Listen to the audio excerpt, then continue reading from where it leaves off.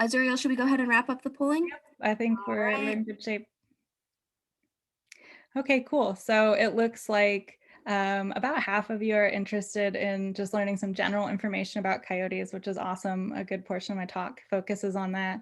And almost 90% of you have seen a coyote in the Portland area. So that's really exciting to see. It also looks like about half of you have not heard of our project. So I'm really excited to be here to be able to tell you more about it. And it looks like most of you, about 80%, haven't reported a coyote sighting, even though a lot of you have seen them. So this is a really awesome audience to be talking to. I feel really lucky to be able to share with you guys what we're doing at our project and some general info about coyotes. So I think I'll just jump right in, make sure we can fit in as much as possible. All right, so in this presentation, I'm just going to give you a quick overview right now of what I'll be covering. I'm going to cover some general information about coyotes, how to identify coyotes and their signs, what to do if you see a coyote, and then of course I'll talk about our project and the research that we do. And just as a kind of fun heads up, all the pictures in this presentation are photos of coyotes in Portland submitted by community members. So when you see these coyotes, these are actual Portland or Portland area coyotes that you're looking at. All right, so we'll start with some coyote basics. Coyotes are a member of the dog family, which is Canidae, and their Latin name is Canis latrans, which means barking dog. We'll talk a little bit more about their vocalizations later. And coyotes are increasingly being reported in cities across the United States and Canada. But where did they come from? Because it hasn't always been that way. So coyotes are actually incredibly adaptive. Historically, they were found mostly in prairies and deserts and were only native to Mexico and Central North America. So a lot of people don't know this, and I didn't know this until I started studying coyotes, that they've actually massively expanded their range where a lot of animals haven't been able to do so. Until about the 1940s, coyotes in Oregon were actually considered quite rare, or at least somewhat rare, west of the Cascades. And now coyotes have more than doubled their range. So you can find coyotes now from Mexico to Canada and across the United States. So in short, like I mentioned, unlike many animals, coyotes are actually expanding their range and moving into new environments, and that includes cities. So coyotes can be broadly divided into eastern coyotes and western coyotes. And here in Portland, we have western coyotes. And so this is our first sort of a try at kind of a poll within the presentation, Alexis, if you don't mind putting it up, where I'm just asking how big people think right off the bat coyotes are. So the first option is like as big as a St. Bernard, which would be 120 to 180 pounds, as big as a German Shepherd, which is more like 65 to 90 pounds, as big as a Whippet, 25 to 40 pounds, or as big as a miniature Schnauzer, about 12 to 20 pounds. And so once like a good portion of people have answered, we'll see what y'all think. Thank you all for voting so quickly.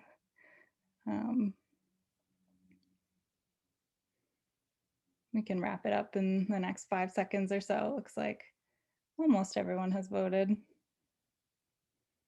All right, awesome. So A+, good job. Most people, everybody guessed like within the sort of close range, but the answer in fact is that they are about the size of a Whippet, so about 25 to 40 pounds. And it looks like 72% of you are on top of it and already knew that.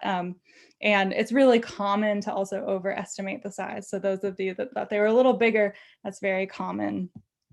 So when you think about our coyotes, you could think about something about the size of a Whippet or a small border collie, not really the size of something like a German Shepherd, even though that's something we hear a lot and they can kind of look like that. It's really common to think coyotes are bigger than they actually are. And part of that's probably because they are so fluffy. They have a very thick coat. And part of it might be just how unexpected it is to see a wild canid in an urban or suburban environment. I know that even though I've been studying coyotes for years at this point, I'm still surprised sometimes by how big they seem when I see them in my neighborhood. I know how big they are, but they can have this really large presence. So sometimes it feels like they're a bit bigger, but they're a relatively small animal. We call them a medium-sized carnivore. All right, so what do coyotes eat? Coyotes are opportunistic and adaptive, and they can thrive on a highly varied diet. They'll consume a wide variety of foods.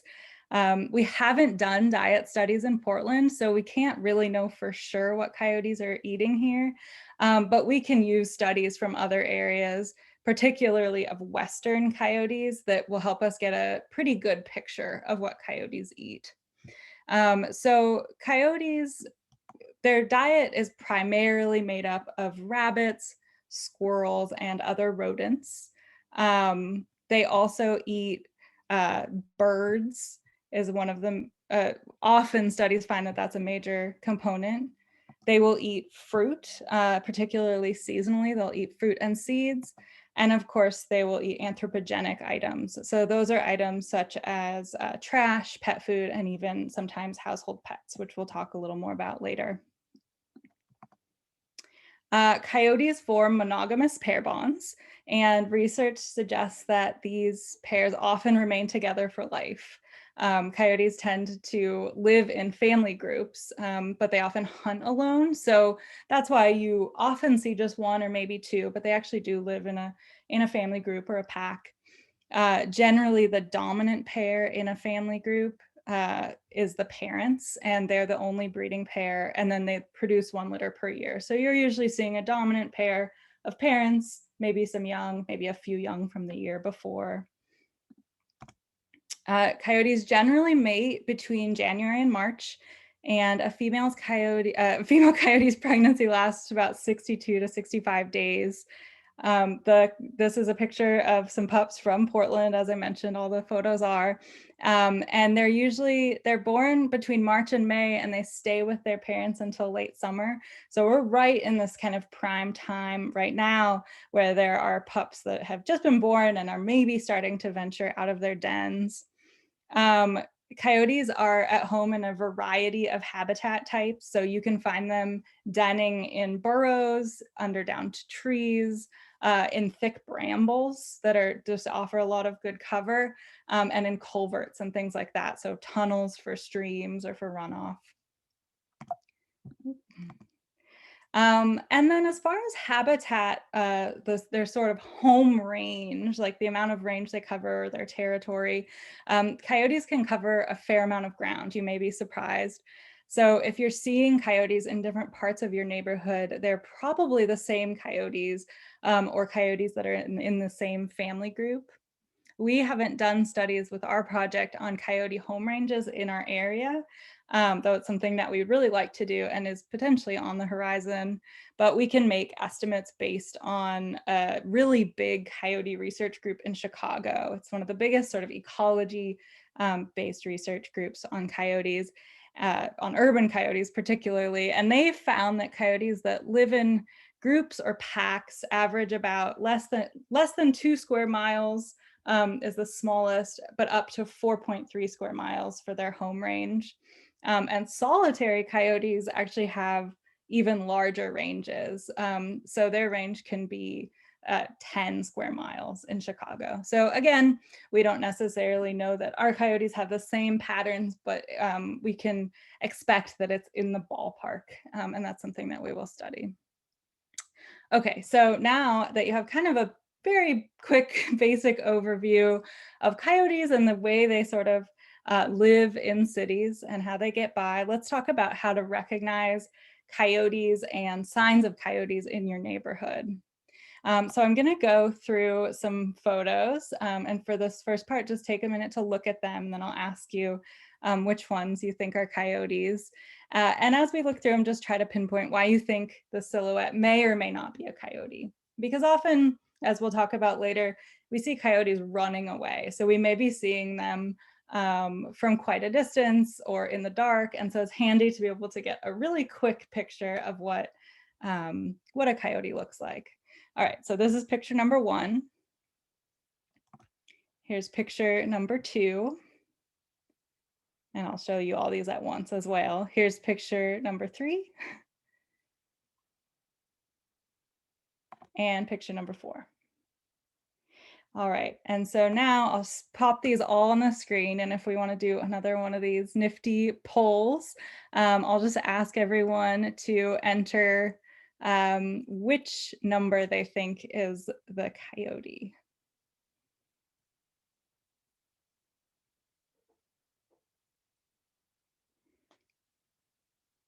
Thank you all for voting so quickly.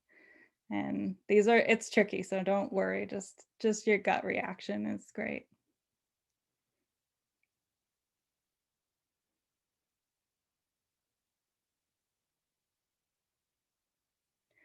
All right, I think we can close that out in the next couple seconds.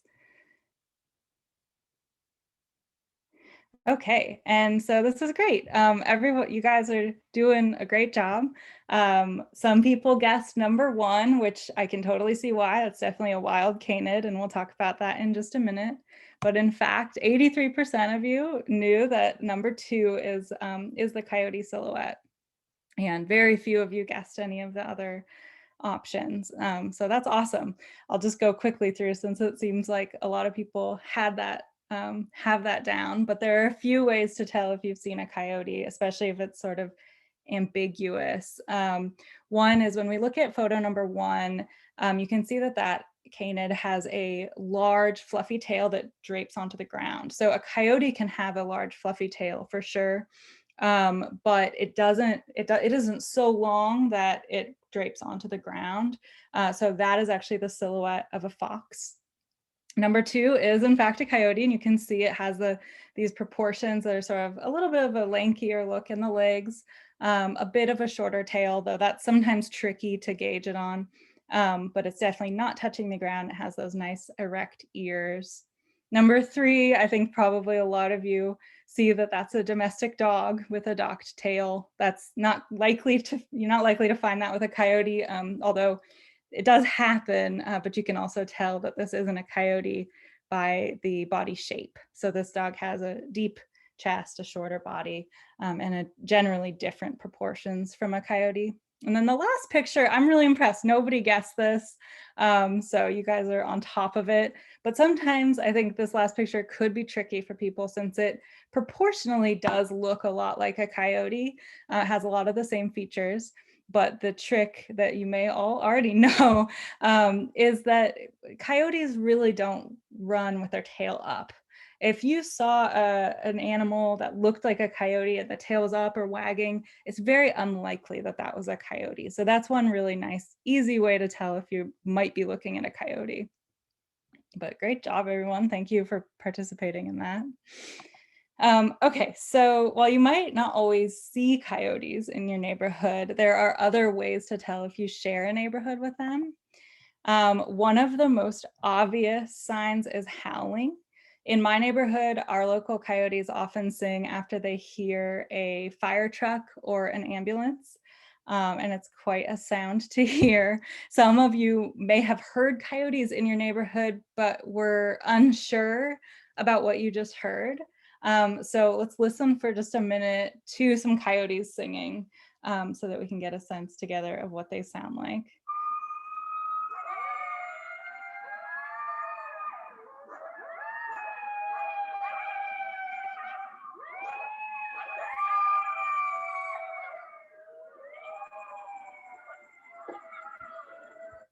Okay, so pretty amazing sound. Coyotes have a lot of different vocalizations. That recording was some coyotes hearing an ambulance, and then it all kind of encourages them all to kick up and sing as well. And coyotes vocalize for a number of reasons. It's a major way that they communicate. And some of the reasons can be things like it can be a call to call the family back together after they've been hunting alone. So sort of bringing the family back together to sleep, that kind of thing. It can also be to advertise their presence to other coyote families or packs to help delineate territories. So to just kind of, they call out other coyotes can hear that and they know that there's already a family living in that region. Something that fascinates me is that just a few coyotes can sound like lots of coyotes.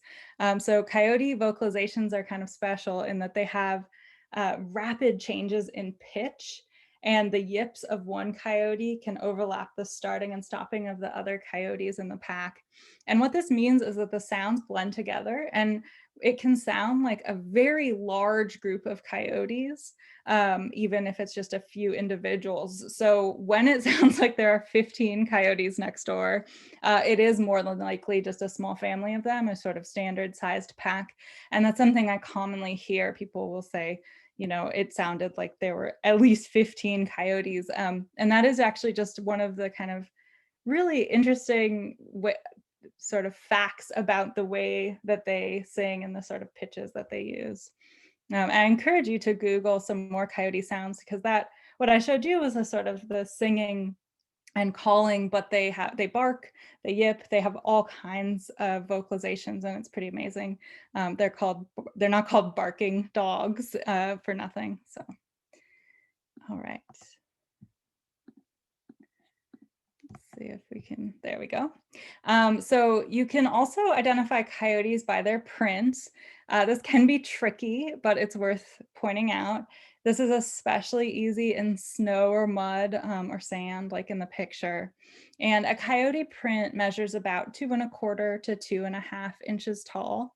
And you can differentiate a coyote print from a dog print because the pads of the paw on a coyote point inward, forming an oval. And it's sort of a subtle difference. It takes, you know, it's takes a little bit of getting used to, but you can, as you may be able to see in the pictures, the sort of paw pads of a domestic dog really flare outward, and a coyote paw print is much more flared inward and makes this tighter oval shape. This is another fun thing to Google, and also on our website we have more photos where you can sort of see coyote prints in different textures and mediums, and that helps you kind of start to get a sense of what they look like in comparison to a typical dog print. Okay, so now we get to talk about poop. This is time to look at some pictures of Scat, which of course we have to do at some point in a wildlife talk. Even if you don't see a coyote or a coyote print, there is another way to tell if coyotes are in your neighborhood, and that is Scat. Coyote scat vary in appearance, but there are a few things you can look for to identify coyote scat. And this is probably one of the more common ways to start to notice that there are coyotes in your neighborhood. So one of the first things that you can look for is the location. Coyotes often leave scat in the middle of a trail as a signal to other coyotes, and you'll see it just really smack in the middle of a footpath. So that's one indication that you may be looking at coyote scat. Another thing you can use is shape. So coyotes tend to have narrow, twisted, and tapered scat. That tapering is really typical of coyote scat, and it's also a good way to start to try to differentiate it from dog do. And then third, contents. So coyotes eat rodents and fruit, among other things, and their scat often has evidence of that.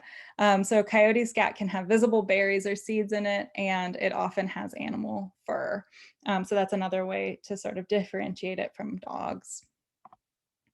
Okay, so now let's talk a bit about encountering coyotes, which I think is a really important piece of the sort of urban coyote puzzle. So in this section, we're going to discuss what to do when you see a coyote, whether coyotes pose a threat to your family, how to keep pets safe, and techniques for coexisting with coyotes. So coyotes generally stay hidden and they're wary of people, but sometimes they become habituated, which means that they're used to being around people.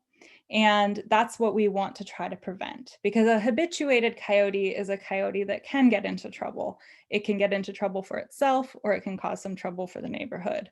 So the most important thing to do when you see a coyote in your neighborhood is to just help reinforce its natural fear of humans.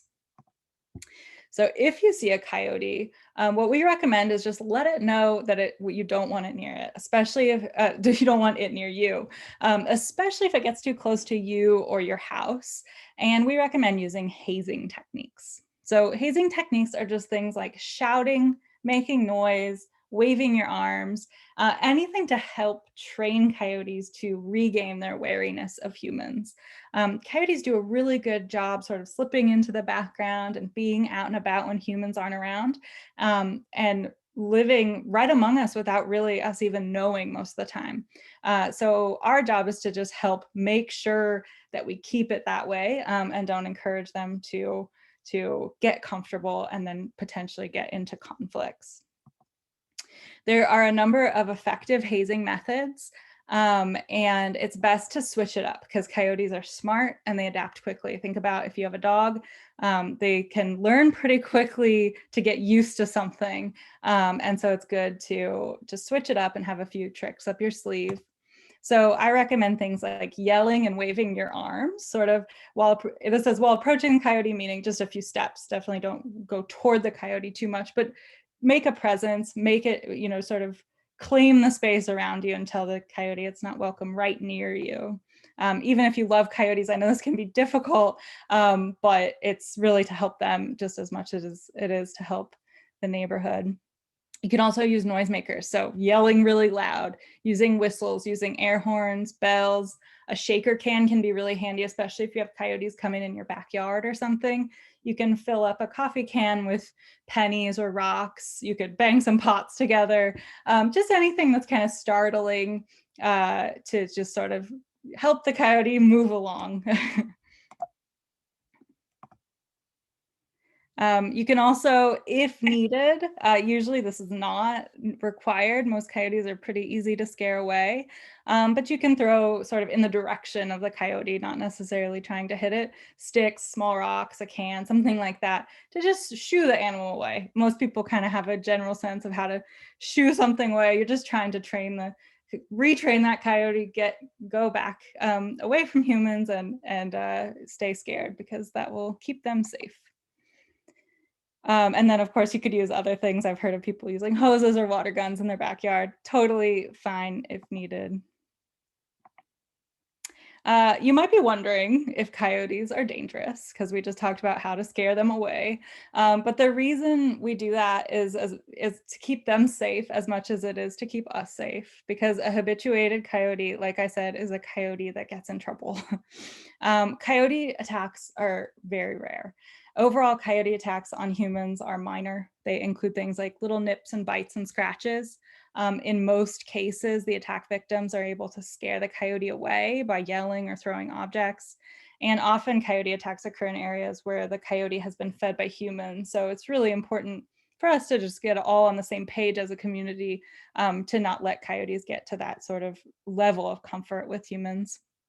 Serious attacks on humans from coyotes are extremely rare.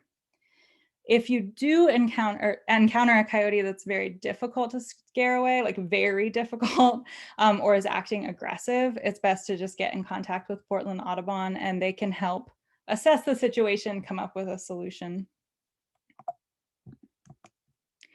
As the owner of a cat and a small dog, I do understand the concern about coyotes and pets. That's my dog and my cat on the screen. And it's really, attacks on humans are rare, but coyotes are opportunistic and they will prey upon free roaming cats and small dogs. It's not a major part of their diet, but it can happen. And so it's important for us to try to keep our pets safe. The best prevention is to keep pets supervised indoors, on a leash, or in a fenced yard. And that would be a high fence. Ideally, keeping them supervised, particularly if you're in an area where you know coyotes are present. For example, I know coyotes are present in a park near my home, usually at night, and I just make sure to keep my dog leashed in near me during that time, because it it's better for everybody involved. So let's do just kind of a quick review. I'm getting a little lag. Here we go. There are a number of simple ways to reduce conflicts between coyotes and humans, and I'll review those now. So one of the first things that's really important to keep in mind is never deliberately feed a coyote. This is just asking for trouble, and the coyote is very, very capable of finding food for itself. Also securely cover garbage cans and compost bins along the same lines. For a coyote, that could be a great source of food. Remove fallen fruit from yards. As we saw from the video earlier, coyotes enjoy fruit a lot, and so having that source of food available may attract them. And then eliminate opportunities for rats to breed in and around your yard, because that's an inadvertent food source for the coyote as well.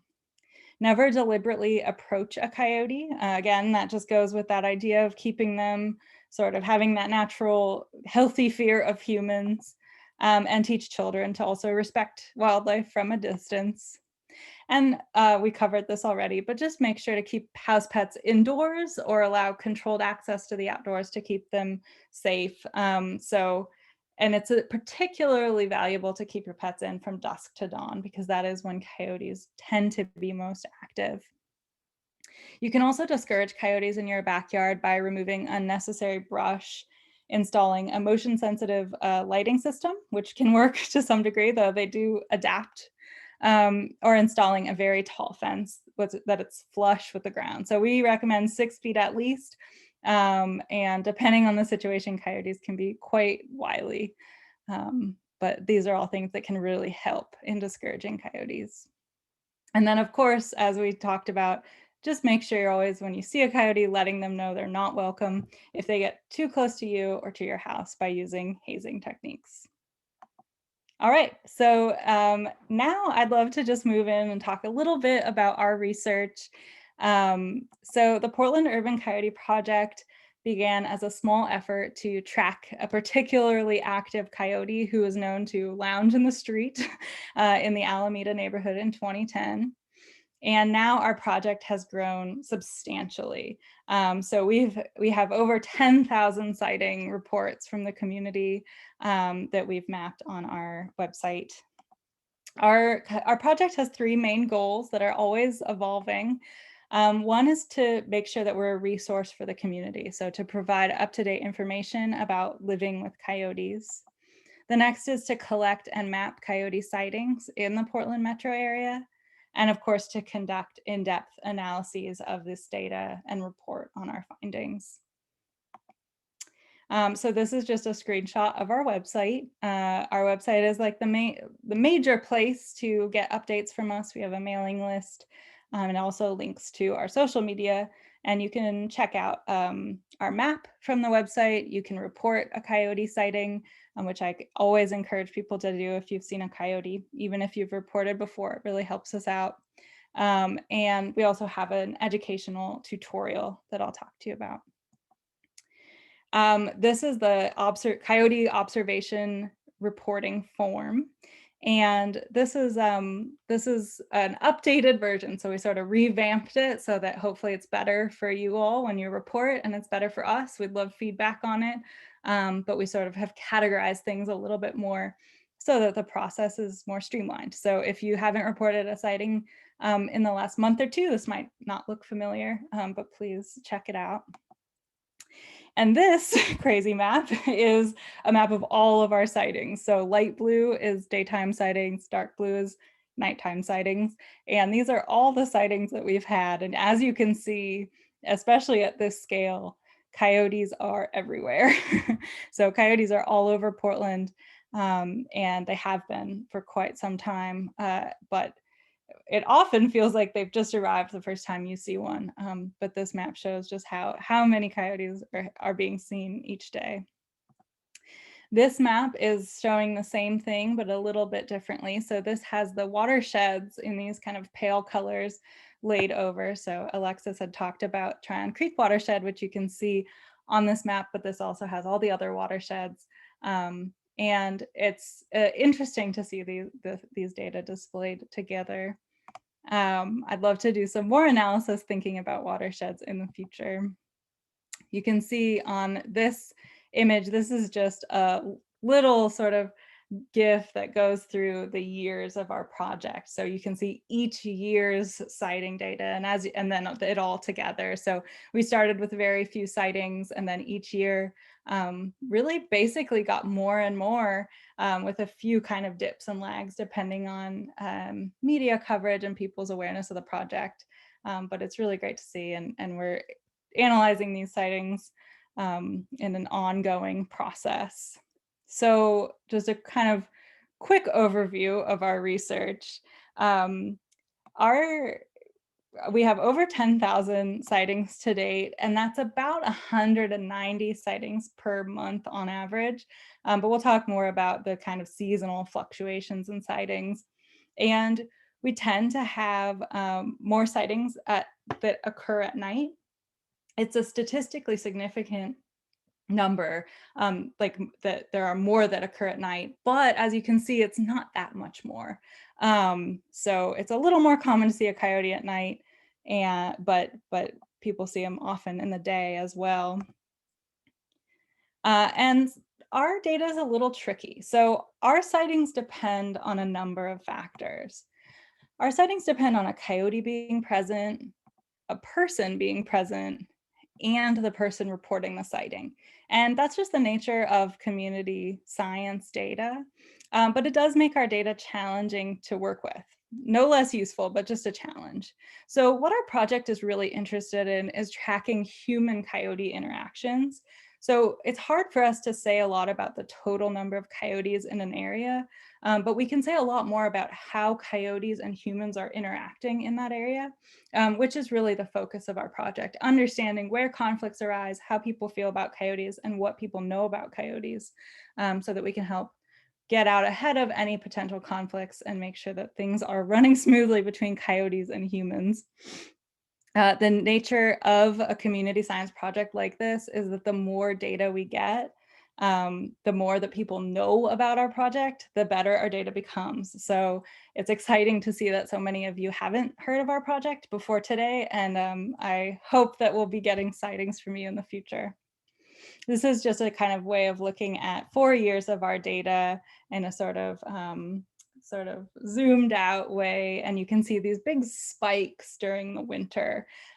So that's kind of complex. There's a few reasons why that is. We think part of it is young coyotes coming out on their own for the first time, maybe not being as streetwise, being easier to see.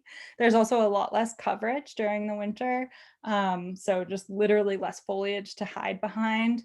And also there's kind of a snowball effect. So often some people will see a lot of coyotes, media will reach out to us, we will talk to the media about our project, and that in turn sends the amount of sightings shooting up because more people know about the project.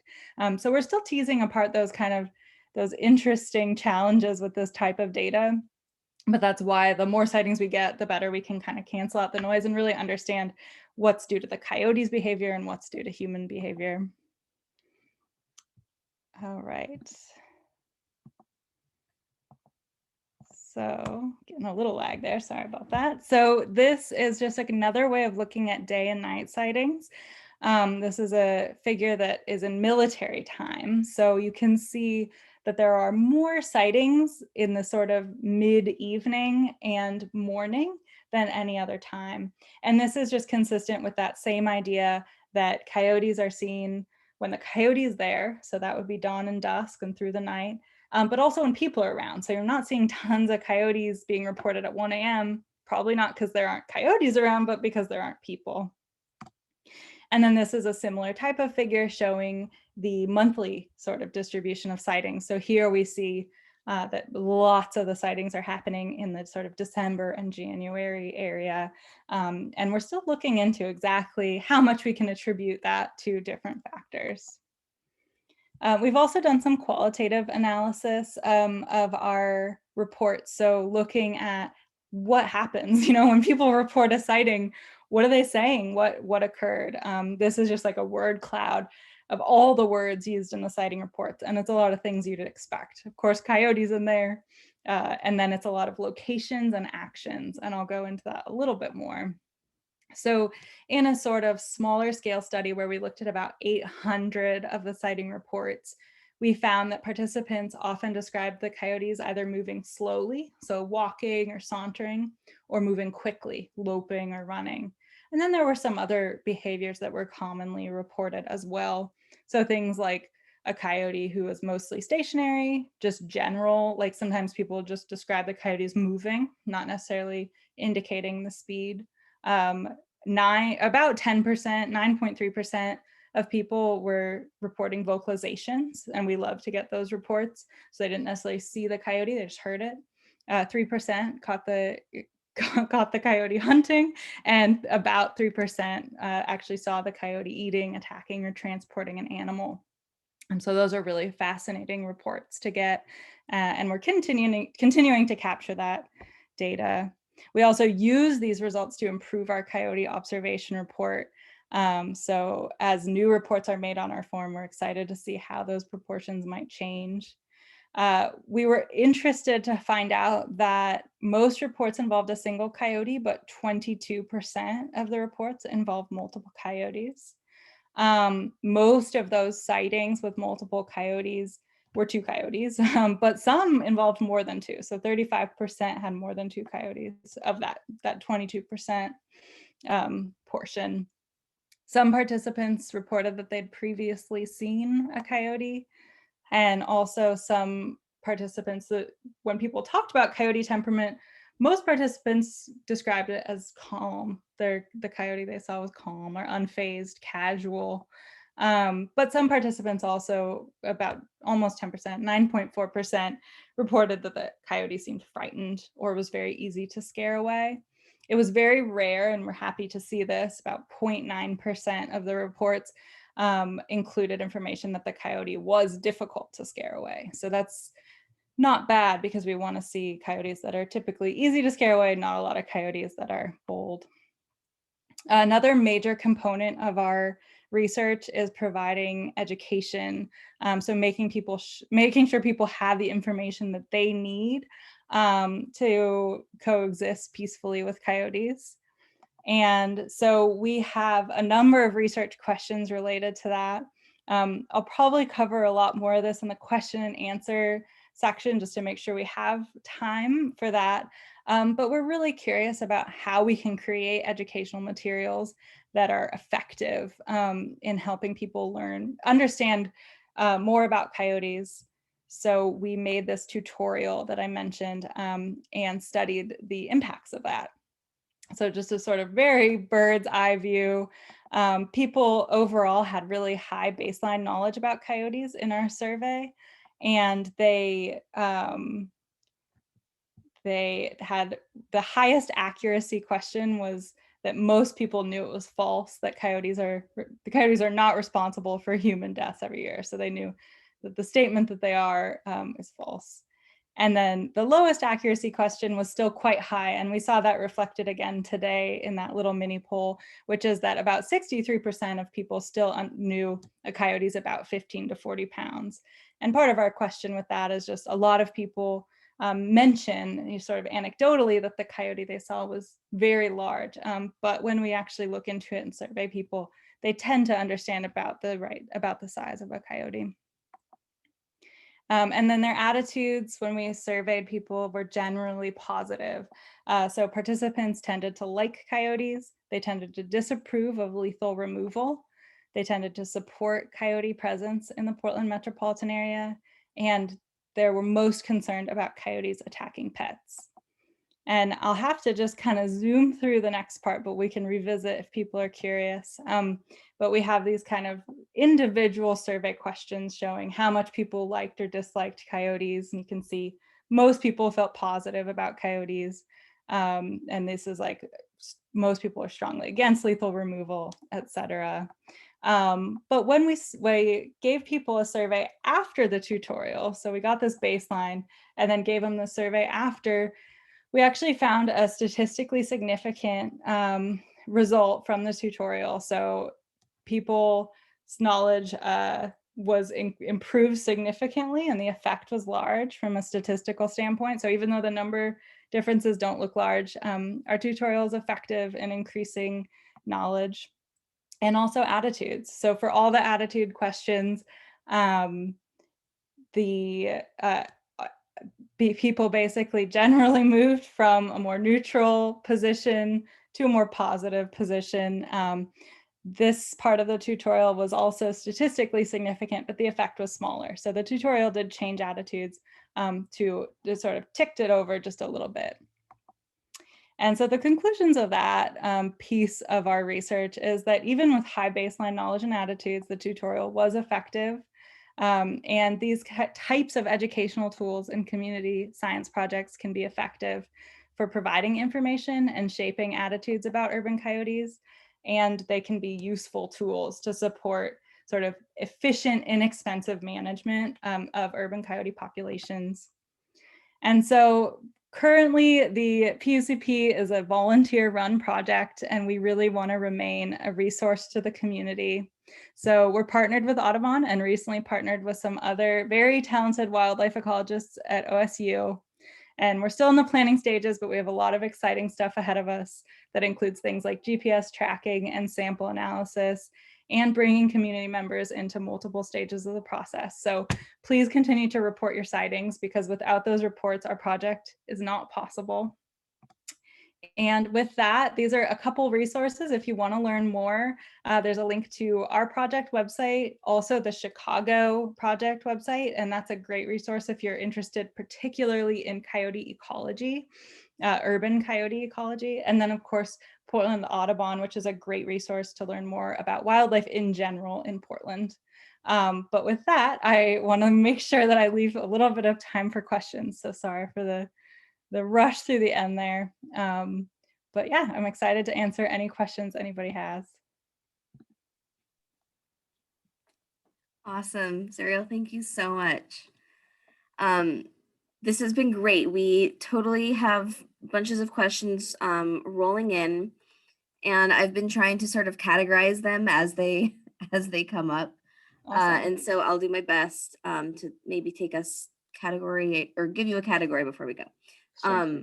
One question, most of them have been kind of fitting into the general like sections, right? Like interactions or like kind of life history and nature of the coyotes and your research. And one question that's a little maybe overarching is as far as their connection to nature, has there been any research done on the benefits or ecological effects of coyotes within the Portland metro area? Yeah, that's a great question. So as far as like research in this particular area, we're the main research organization here, and we really do have that focus on human interaction. So unfortunately, we haven't done studies like that, though that hopefully is on the horizon as we add this kind of ecology branch to our own project. But coyotes are excellent at finding all kinds of sources of food, and their largest food source, as we mentioned, is rodents. So that is a potential advantage of coyotes, is that they are really good at catching and eating rodents. And I think most people could probably see why that might be a nice benefit. But yeah, I wish we had more actual studies in Portland, and that's definitely hopefully on the horizon. Cool. One question that I've heard sort of phrased in slightly different ways is sort of what to do when you encounter a coyote, maybe like when you're hiking on a trail and if you have a small dog. So one question is mostly asking, in the wild, should you leave or should you kind of keep moving forward? And then the other one was for trails. So I think maybe just would you pick up your dog? Gotcha. Okay, great question. Yeah. I would pick up my dog. Yeah. But I think it's very unlikely that a coyote is going to come after you at all in general. And also if you're with your dog. But there's no reason not to. If you have a small dog, you might as well pick it up, make some noise. A coyote, particularly like on a trail or in a natural area, is very likely to be easy to scare, because they don't even have the same, especially in a wild area, they're not seeing people all the time. So yeah, really, it would be the same advice I'd have if you see a coyote anywhere. I just kind of like thinking about it as training the coyote, you know, and if you think about training a dog, you're kind of you're opposite training a coyote. You're saying, you know, like just stay away from humans. It's like, yeah, that's basically what I do. But yeah, I might as well pick up a small dog just in case. Awesome. So some folks were wondering, let me see. I might do a couple like quick questions, and then we'll try and get into Sure. some more longer term ones. What are coyotes' natural predators? Great question. So coyotes are kind of an interesting one. In an urban environment, coyotes' predators are cars. Unfortunately, that's the major way that they are killed.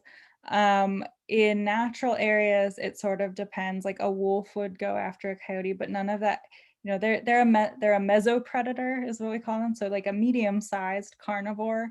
And so, you know, they can be the target of a larger sized carnivore, but mostly, I mean, in an urban area, they don't have predators except for people in cars or otherwise.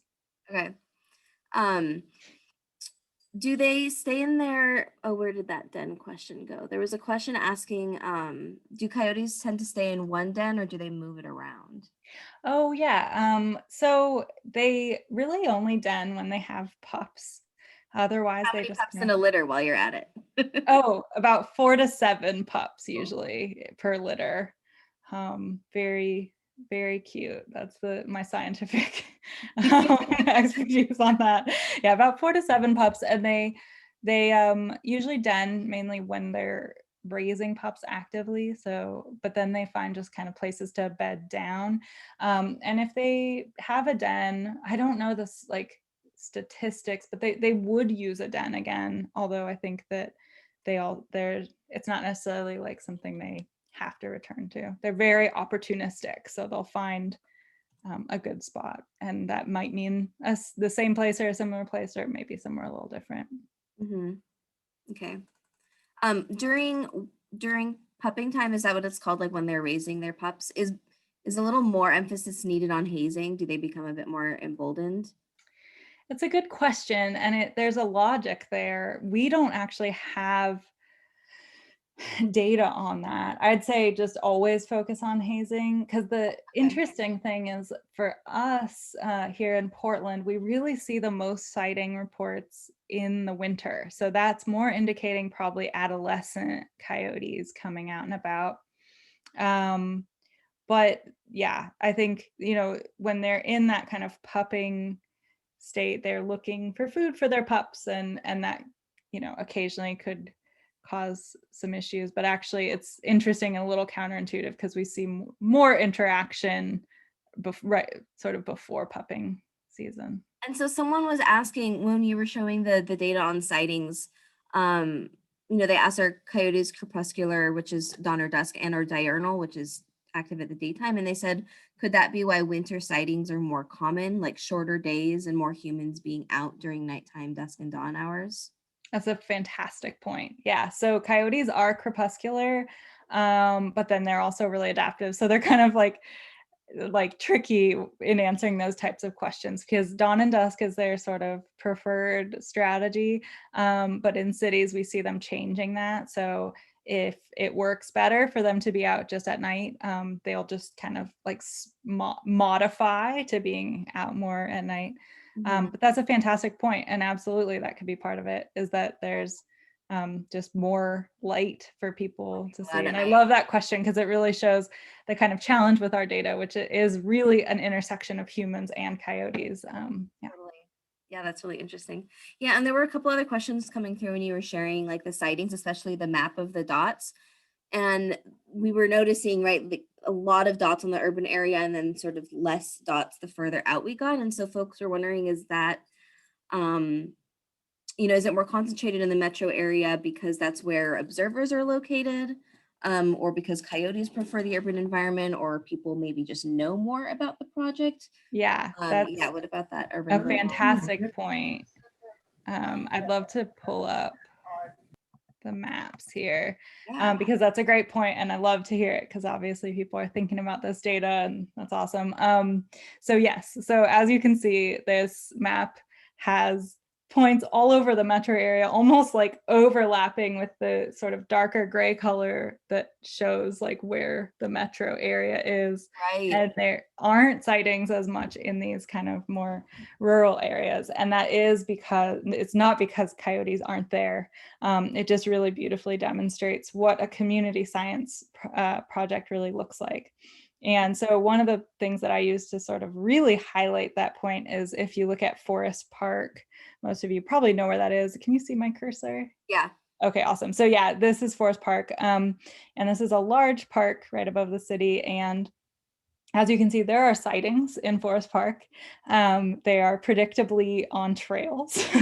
And so obviously we can guess that there are quite a lot of coyotes in Forest Park. And they're probably not only hanging out on trails. And you wouldn't necessarily guess that in Northwest Portland, there are more coyotes, as you can see on the map, than there are in Forest Park. But this shows really beautifully that it's all about where people are as well. And for us, that's great because we really want to understand how humans are interacting with coyotes. My background is in geography and psychology, and that's really what we've been looking at. But it's an excellent point because when you look at this map, you might at first think, oh, well, I guess all the coyotes moved to Portland. But in fact, it's just demonstrating the sort of human component. Yeah. One quick question, especially since we've hit the 1 o'clock hour, and so some folks might need to start leaving.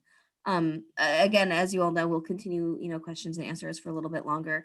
How can people help your project stay around? Can they donate?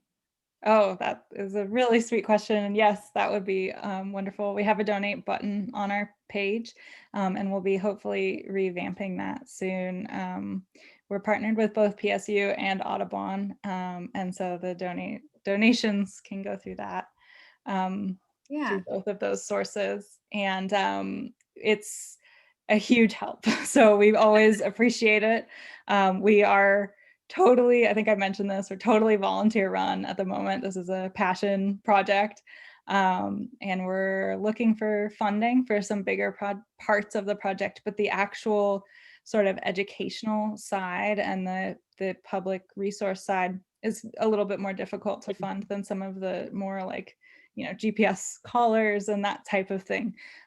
So it always helps us. And our big kind of funding push right now is we'd really like to revamp the tutorial with up-to-date research, with a little bit of just more modern technology so that it looks a little bit smoother and functions a little better.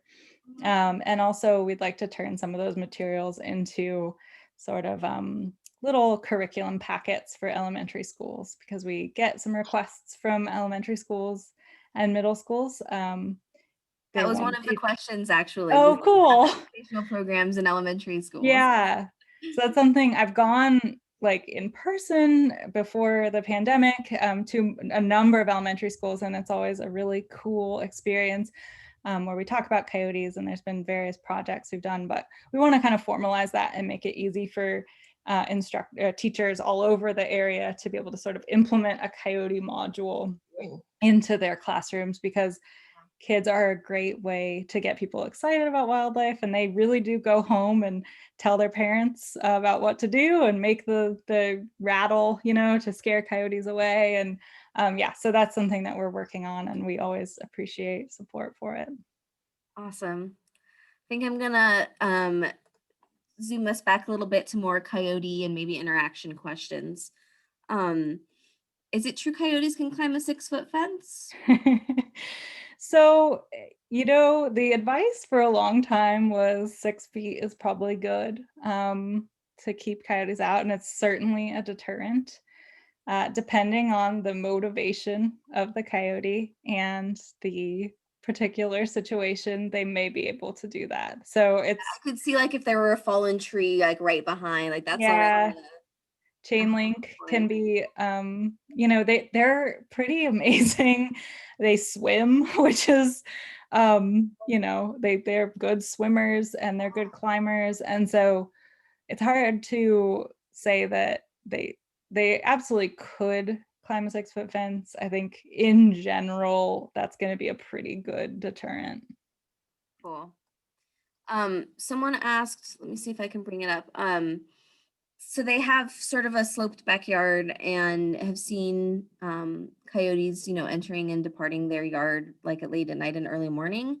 And we're wondering if they should think twice about allowing their young kiddos to play on the back hill. Uh-oh, it looks like Alexis might be frozen. Is that just for me? Does anyone else see that? Nope, she's frozen right now. Okay.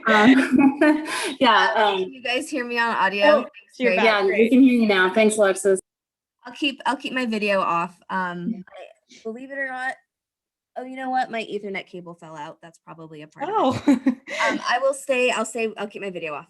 So someone was basically asking if there are any concerns about allowing young kids to play outside when coyotes might be around.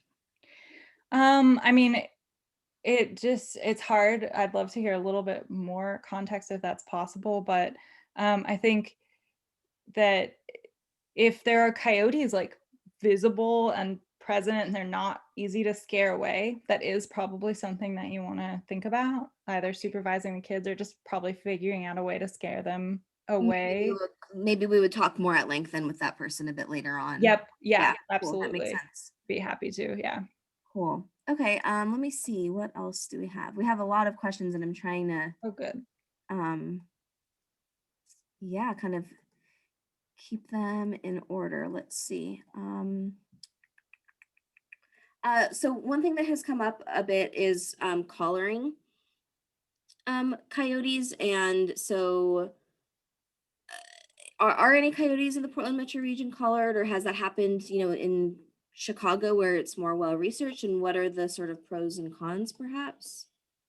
Yeah, so the Chicago study does a pretty massive collaring operation. I think for a long time they used radio collars, but they're doing sort of a combo, I think, at this point.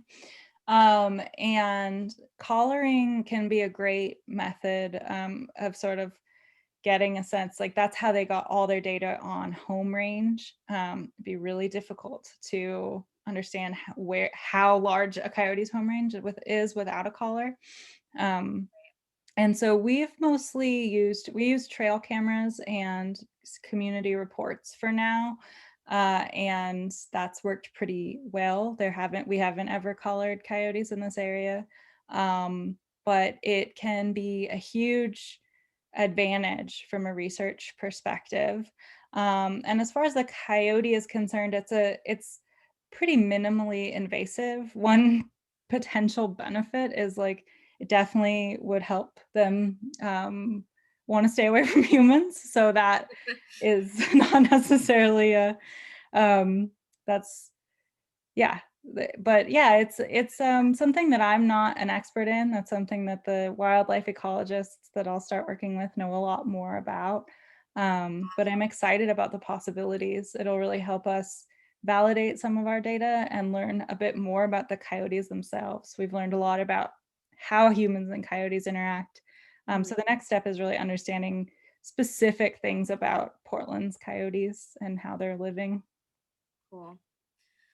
So one question about, folks sort of participating in your project. This question came through specifically, but I also kind of saw this trend in all of the comments and questions that people submitted ahead of time, where they're saying like, we see a coyote, kind of come through here regularly. So how often should they be submitting, those reports, right?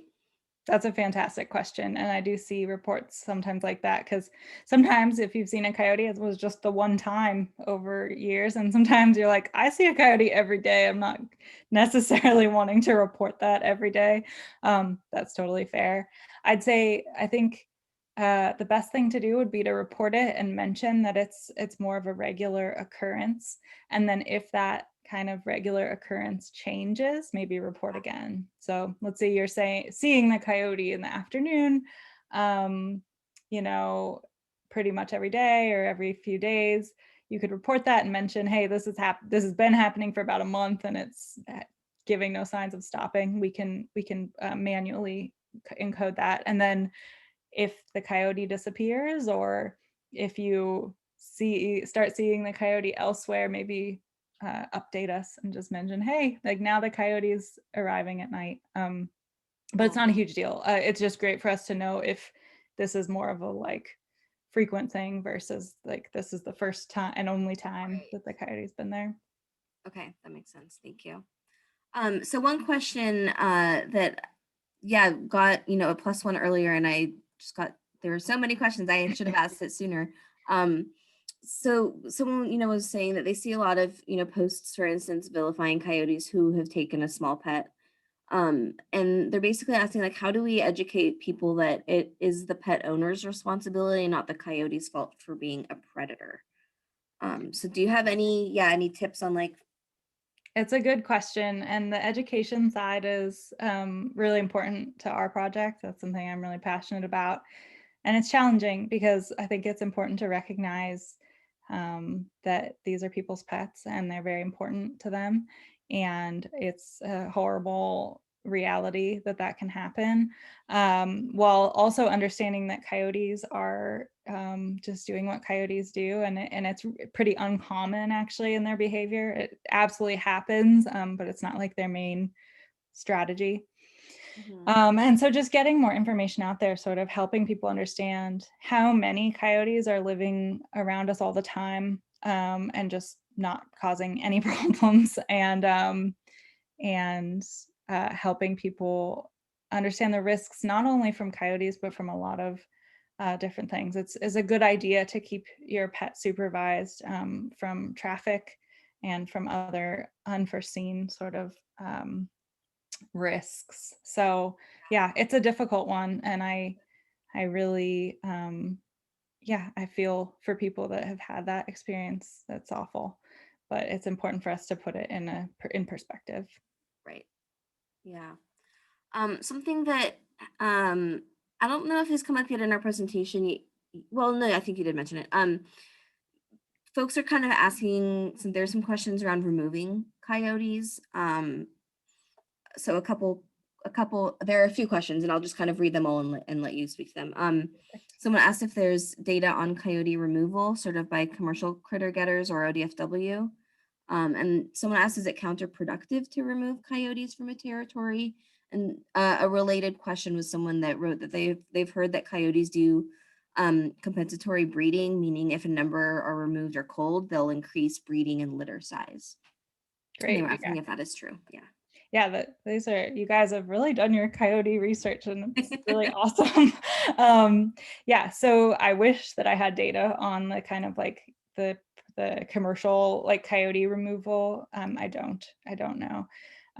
But I do know that it's legal, and so it does happen. And then as far as removal, so the research is difficult because it's hard to measure this kind of stuff with such a complex system, like the wild world that we're in. Like it just is very difficult to measure exactly what's causing something else, but there is some sense that compensatory breeding does occur. So it is very likely that basically when you remove a coyote from an established pack, this is the idea, that disperses the pack and can actually, because of the shifting of the dynamics and sort of solitary coyotes in the area, you can actually end up with an increase in pups for a couple of years. Like eventually it's likely that it will balance back out.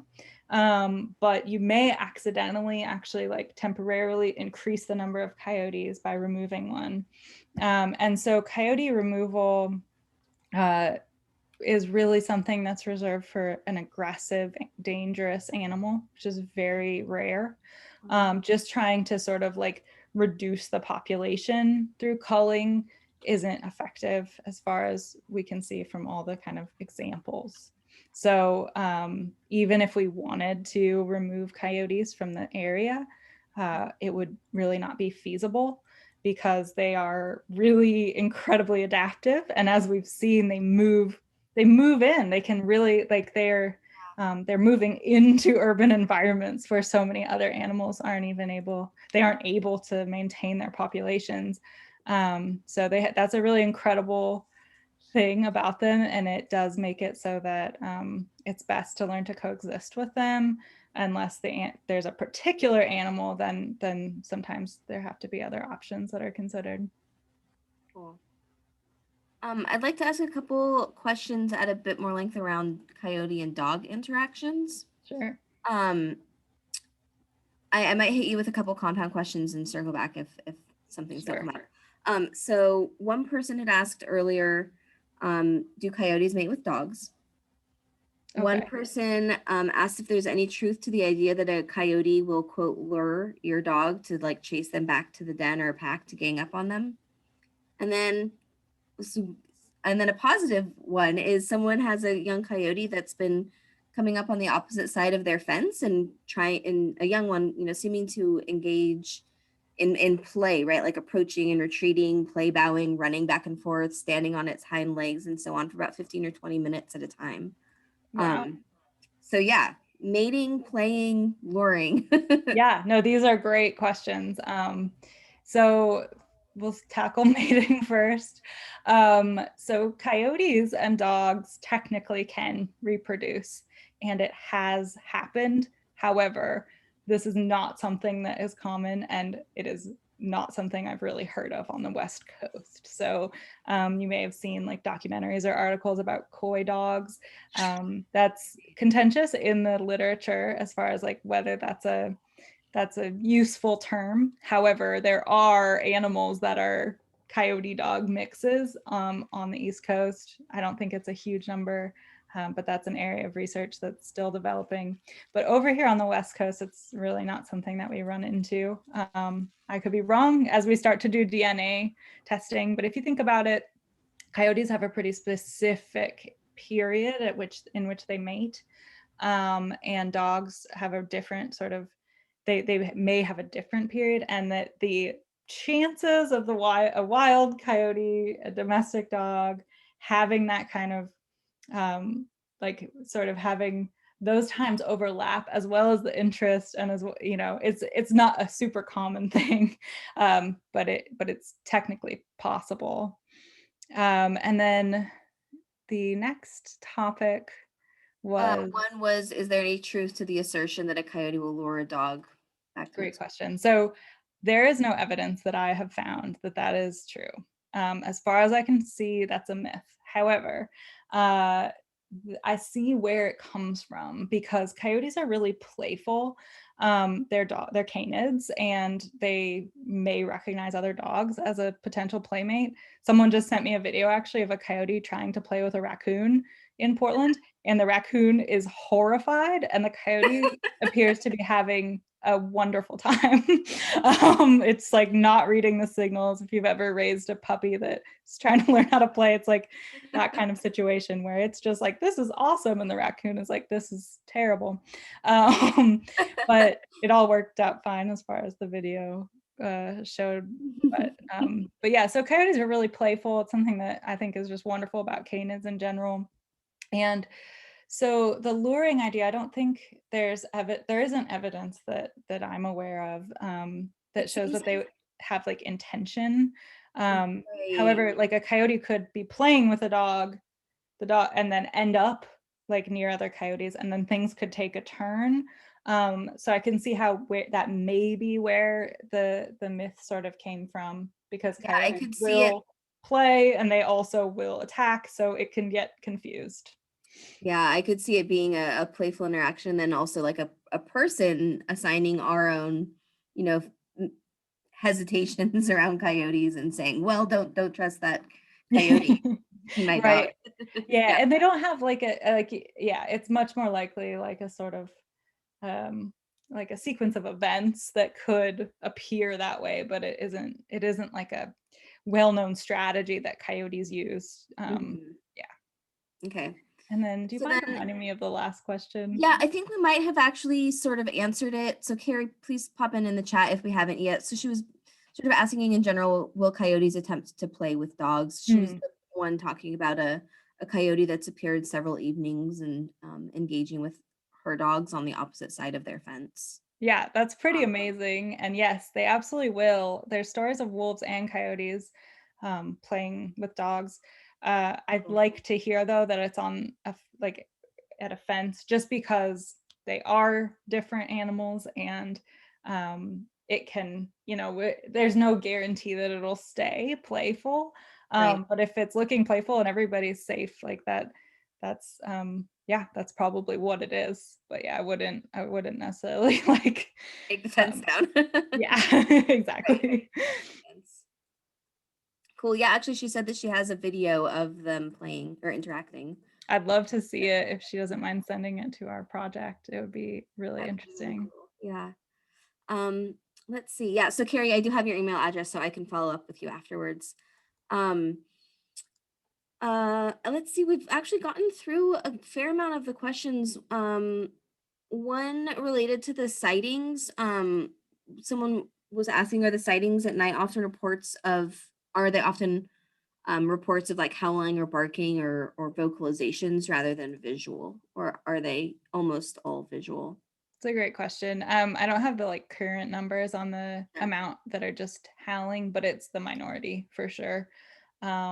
We are though trying to make it more clear to the community that we want those reports, because I think since we ask people for their sightings, some people might not know that we also love to hear about your hearings of coyotes. Yeah. But yeah, most of the sightings right now that we get at night are in fact visual sightings. Makes sense. And then someone asked, has the sighting data been correlated at all to information collected by the Urban Wildlife Network's efforts? Not yet. Great question. We've been in contact with them and would love to do some collaboration in the future. And have talked about a variety of ways of doing that, but we haven't done that yet. Gotcha. Let's see. Oh, okay. I'm catching up on the chat. Speaking of vocalizations, is it true that they vocalize when they've made a kill, or is it more likely the reasons that you've already discussed? Has this already been? Oh, sorry. Go for it. I'm not an expert on coyote vocalization, I will say that. But as far as I know, I think that's more of a myth. It's so when they're vocalizing, I hear people say, oh, that's because they've made a kill. That isn't necessary. Like there's so many reasons they might be vocalizing, and they hunt alone typically. So it's usually, I think, more of a calling back together of the family, or just like letting each other know where they are, or letting other coyotes know where they are. So my sense is that that's not like a major reason and maybe a myth, but I'm not an expert on vocalizations. Okay, cool. And then a clarifying question around that playfulness thing. If a coyote appears to be playing with a domestic dog, should we still try hazing techniques, or let it be when it's safe? That's a great question, because I can see how you'd be concerned. You don't want to do anything too drastic to like change the temperature of the situation. I would, if it's your dog, I would call your dog back, because as cute as that sounds, it's just not really worth the risk. So yeah, I would say with some amount of restraint, I would still haze within reason. Don't get yourself right in the middle of anything and try to maybe get the dog to come back toward you. But yeah, I would say, yelling, kind of like clapping or trying to just end the play session, unfortunately, is probably the best idea. Right. Okay. I think we might. Oh yeah, one kind of lighthearted one. What's the reality to coyotes being tricksters? That's a great question. I'm not an expert in like the myth around coyotes, but I've done some research into it, and there's really amazing myth about coyotes being this sort of trickster. Usually at the end of the myths I've seen, they often get their comeuppance sort of, but I can see why they have that reputation, because they are smart and they are very sly. So they seem to disappear. For example, you see them and then all of a sudden they're just gone completely. Even as a researcher, I'm like, I don't know where that thing went. Like it's gone. So yeah, I mean, it's hard to like, there's not really a scientific answer to that question, but I get why they've gained that reputation, that they're not, I don't think, purposely tricking anyone, but they're playful and they're smart and they're very sly, like slick. They can hide and run and The word wily comes to mind. yes, exactly. They're wild. They are. I mean, they are. Yeah, I can see why we put that kind of language on them. From their Right. perspective, they're probably just sort of living and getting by, not necessarily trying to trick anyone. Yeah. And actually right after I read that question aloud, I realized that that I've heard that characterization most often in like Native American and Indigenous storytelling around coyotes. That's where I've heard the trickster label being assigned. So it would be interesting to get you know, to hear from Indigenous folks too about that lens, I think would be Definitely. so There's some while pretty, oh, sorry, go ahead.